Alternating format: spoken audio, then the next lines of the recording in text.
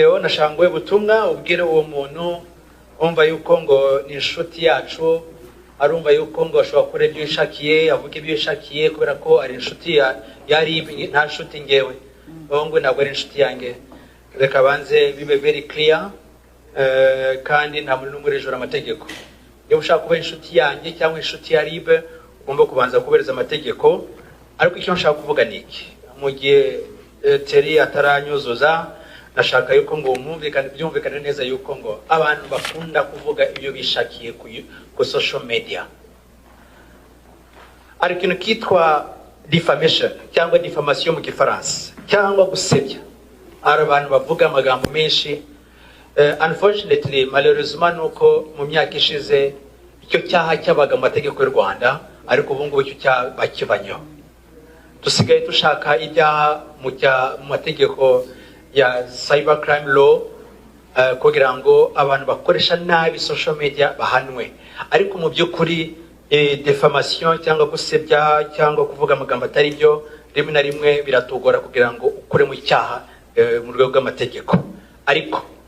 Ariko mubwire, nashaka yuko very clear, mubwire yuko ngo iminsi ye turimo kwibara gutya, nakomeza azogwa mu cyaha kandi ntabwo tuzabura ukuntu akurikiranwa, kubera ko ntabwo dushaka kwemera yuko ngo akomeza gukora ibintu ngibyo, ariko ntabwo ari inshuti ya Ribe. Ibyo ngibyo ndabikwizeza, ntabwo ari inshuti yacu. Twebwe inshuti yacu n'abantu bakora neza, bakore mu buryo n'amategeko, kandi baduha amakuru mu buryo bwiza.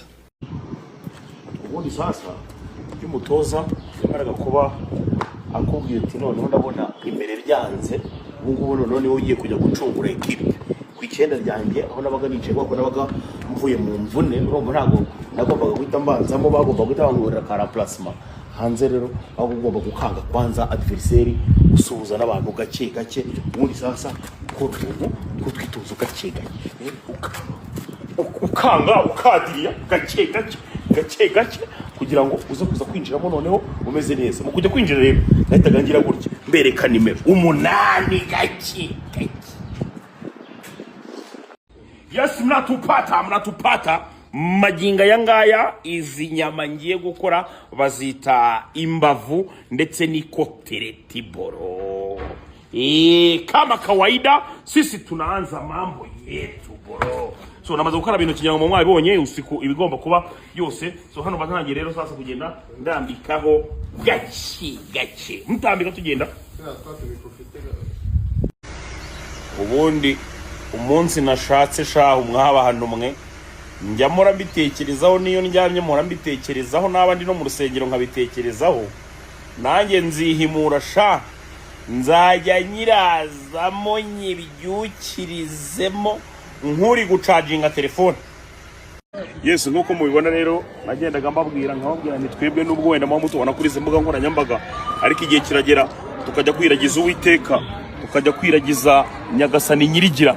Kuko mubibona rero maginga ya ngaya waje kwa Yezu nyirimpuhwe, akubereke diocese bro, mbabara ubereke diocese ya Kabgayi.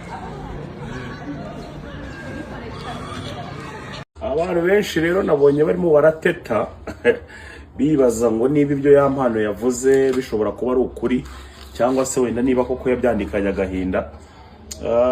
Ariko mbabwiza ukuri, ibi bintu ni ibintu bibaho cyane, depression ibaho. Hari n'igihe kigera kumva noneho washaka no kwikura ku isi. Ngiye ndibuka mu mwaka wa 2023 nigeze kwizera umuntu, mwizera 100%, kugeza ubwo abantu numvaga nyine ari nka brother wanjye 100%. Umuntu yarampemukiye bigera ubwo nanjye numva isi nshaka kuyivaho ntagishaka no kwibera ku isi. Witwa yampano rero maginga yangaya niba ashobora kugenda akanatinyuka kandika, abantu mugerageze mumube hafi.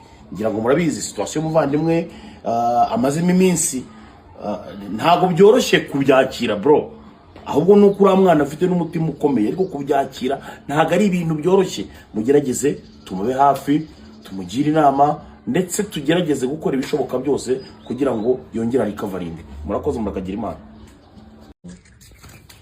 Yo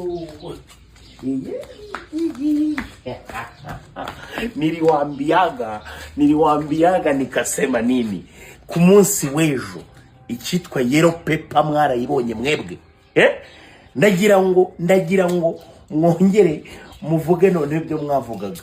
Umusaza James Kabarebe mwamubonye aho umusaza yamwapointinze, achana na mambo ya watu wanaosemaga mambo ya wofa tunaendelea bwana baravuga bagira gute abo tunaendelea na kazi hapa kazi. Umwanya nk'uyu nguyu ko nari mbizi ko abantu benshi cyane babitegereje kuza kumva icyo nza kuza kubivugaho ku muhungu bita Bface w'i Burundi, wino umuraperi w'i Burundi. Ku munsi w'ejo abantu bafashe video ya bimwe mu bintu yavuze bayishyira hanze, bamaze kuyikata nyine. Arukuna abantu bajya bagenda nko kuri YouTube, umuntu yakoze nk'ikiganiro bakagikata bakazana utuntu bakadutereka hariya. So uwitwa Bface yarimo arasobanura ngo uburyo yakubise inguma umuntu ngo kubera ko yavuze ko abanyarwanda ari imbwa, ibintu nk'ibyo ngibyo. So ndagenda ndayifata video iyo bari bapostinze, umuntu wari postinze n'umuntu bita Dumba, ariko impamvu wenda none ntaje nisegura ndeka wenda nyisobanure mvuga ngo wenda ngo kumukwitura hari amakosa yabayemo, no kubera ko witwa Bface ndetse n'abakoranye ikiganiro nabo bakoranye ikiganiro mu rwego rwo gushaka gupromotinga ibintu byabo ndetse no kuba byatwika bigatrendinga, bakozemo ereri. Ariko nagiye mbwira abantu, ndababwira nti gucikiriza amashuri nabyo ni ikibazo gikomeye cyane, kandi nagiye mbwira abantu yuko hari ibigo byinshi cyane bifasha abantu kwiga. Hari nk'iyitwa Skills Driving and Languages School, bashobora kugufasha kwiga icyongereza neza ukajya ukivuga udategwa. Mumbabarire mufashe umwana w'umukobwa bita Nyambo, umwana mwiza cyane ariko utarize w'injiji. Nababajwe cyane no kumva asobana mu rurimi rw'icyongereza. Mugerageze kutajya mukoresha indimi z'amahanga mutarize mwoka byaramwe ngo shidirititi